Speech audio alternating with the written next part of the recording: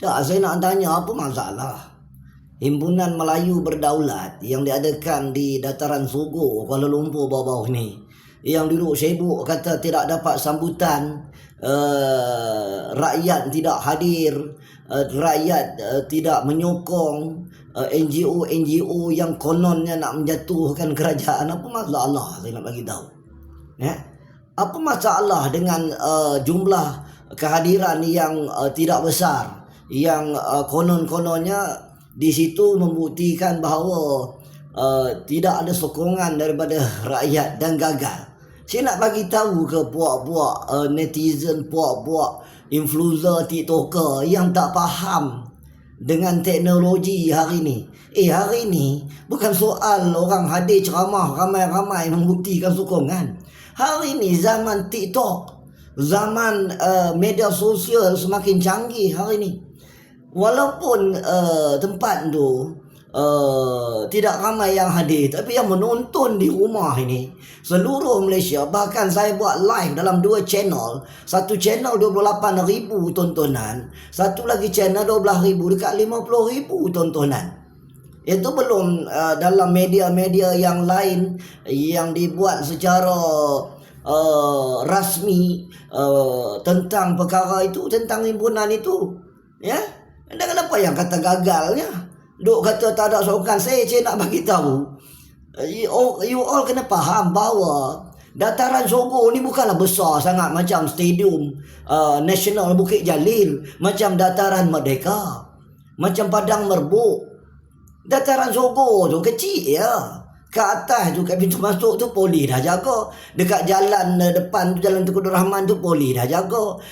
Lepas tu jalan tu tak ditutup. Dan memanglah dia tidak memungkinkan sampai ratus-ratus ribu orang nak duduk situ.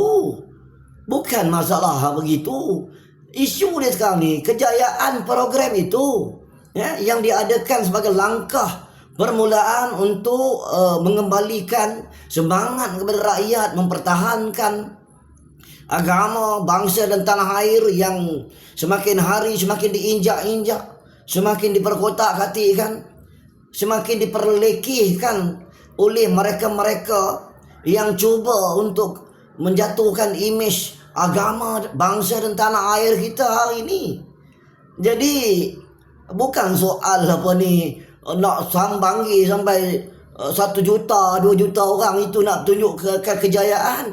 Saya nak bagi tahu Dataran Sogo ni tempat keramat, himpunan jalanan, himpunan aman, situ tempat dia. Dulu zaman reformasi, situlah konon-konon kata ada kereta diterbalik kan. Situlah tempat port ataupun lokasi transit sebelum berarak ke Dataran Merdeka. Rakyat berbondong-bondong di situ berhimpun. Tapi masa tu jalan tu ditutup kan. Tapi baru-baru ni jalan tu tak ditutup, kenderaan lalu lalang. Jadi macam mana yang dok kata nak ramai? Memang tempat tu paling-paling ramai pun 1,000-2,000 je boleh muat pun.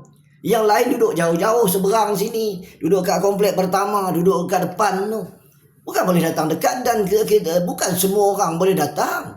Ada orang dia dah plan dalam kepala otak dia nak tengok live. Dia nak tengok daripada rumah. Bukan semua orang boleh pergi. Saya nak bagi tahu dulu masa Datuk Seri Anwar Ibrahim dipecat daripada kerajaan, daripada timbalan Presiden UMNO, ketika dia berhimpun buat ucapan di Masjid Negara, berbondong-bondong, beribu orang datang, tahu tak?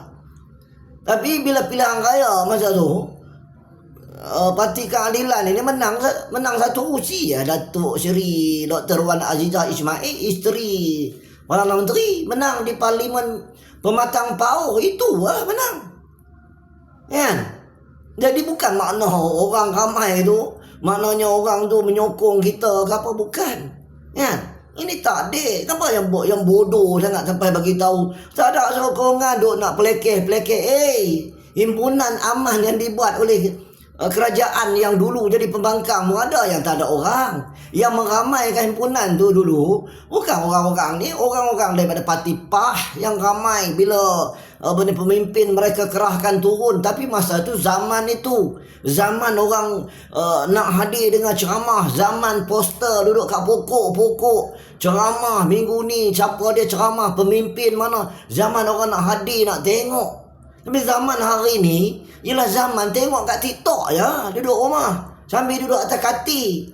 Jadi kita jangan gambarkan bahawa tak ramai, tak laku, barang tak jadi. Salah tu. Yang penting himpunan itu, ya, penganjur yang buat program itu jadi, himpunan itu berjaya. Itu yang penting untuk kesinambungan perjuangan rakyat dalam mempertahankan isu-isu agama, bangsa dan tanah air kita. Hari ini patutnya kamu sama-sama turun berjuang. Ya, kamu pergi kutuk program itu buat apa?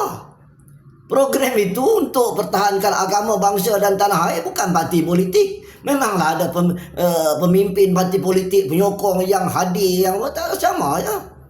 Ya. Jadi tak payahlah duduk nak peleceh, nak mengutuk, tak ada sambutan.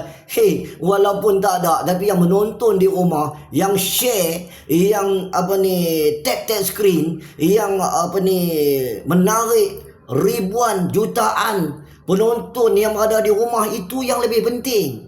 Ini zaman dia, zaman TikTok. Macam tak pandai langsung nak buat penilaian. Saya sebagai orang yang bebas, yang hadir, membuat siaran langsung pada hari Himpunan Melayu Berdaulat ni. Jadi saya nak menegur lah benda ni. Kalau tidak, duduk influencer ni duduk kutuk apa?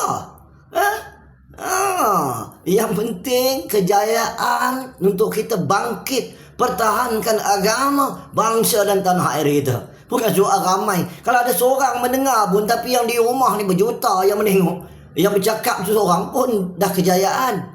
Jangan nilai daripada berapa ramai hadir, ya. Sebab bila jadi kerajaan, memang kita kerah orang hadir, kita bagi elang, bagi duit minyak, duit tu. Ini orang hadir secara percuma, tapi ramai yang duduk di rumah menonton siaran langsung menerusi media-media sosial, terutamanya TikTok hari ni, saudara.